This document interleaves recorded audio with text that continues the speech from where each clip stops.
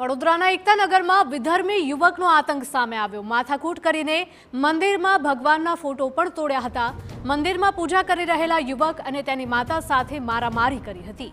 અગાઉ હનુમાન ચાલીસાનો અવાજ ધીમો કરવા મુદ્દે પથ્થરમારો પણ કરવામાં આવ્યો હતો।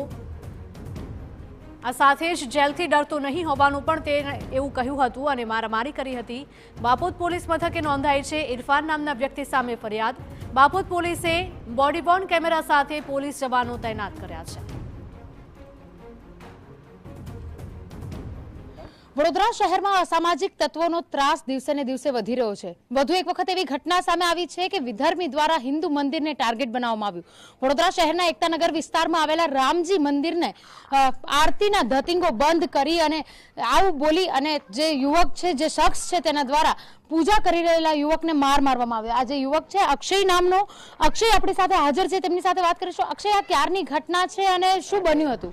2 દિવસ થઈ ગયા છે ઘટનાને, અને આ તોડફોડ ઇરફાન શેખે કરી છે અને ડાયરેક્ટ મંદિરની અંદર ભગવાનની માલા કાઢી અને એમ્પ્લીફાયર પછાડ્યું અને આ ડબ્બો મારા માથામાં મારવાની કોશિશ કરી અને બધું સ્પીકર કાઢી દીધું અને ભગવાનનું બધું હિસાબ રાખીએ છીએ, એ ચોપડો બી ફાડી નાખીએ।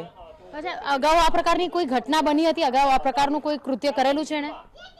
ના, 2023 કૃત્ય કર્યું હતું। એ લોકોએ એના 900નું ટોરું લઈને આવે કે વ્યક્તિ એને અંગાત આવે હતો।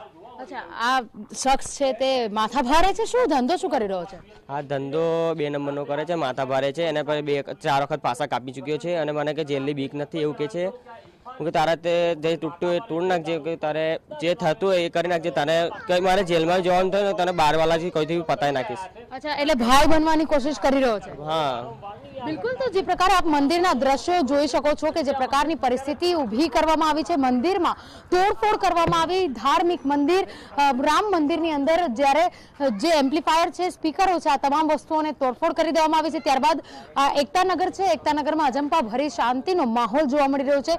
બોડી વોર્ન કેમેરાથી સજ્જ પોલીસને પણ અહીંયા આગળ તૈનાત કરી દેવામાં આવી છે, કારણ કે જે પ્રકારે પરિસ્થિતિ ઊભી થઈ, આજવા એકતાનગર આ એવો વિસ્તાર છે કે જે આગળ વારંવાર અસામાજિક તત્વો દ્વારા કોઈ ને કોઈ બાબતને લઈને બબાલો કરવામાં આવતી હોય છે। ત્યારે ફરી એક વખત જ્યારે અસામાજિક તત્વ દ્વારા રામ મંદિરને ટાર્ગેટ કરવામાં આવ્યું છે, રામજી મંદિરમાં તોડફોડ કરવામાં આવી છે, યુવક અને તેની માતા સાથે મારામારી પણ કરવામાં આવી, ત્યારે આ સમગ્ર બાબતને લઈને હવે પોલીસ દ્વારા ફરી એક વખત બોડી વોર્ન કેમેરાથી સજ્જ પોલીસની ટીમને બેસાડી દેવામાં આવી છે।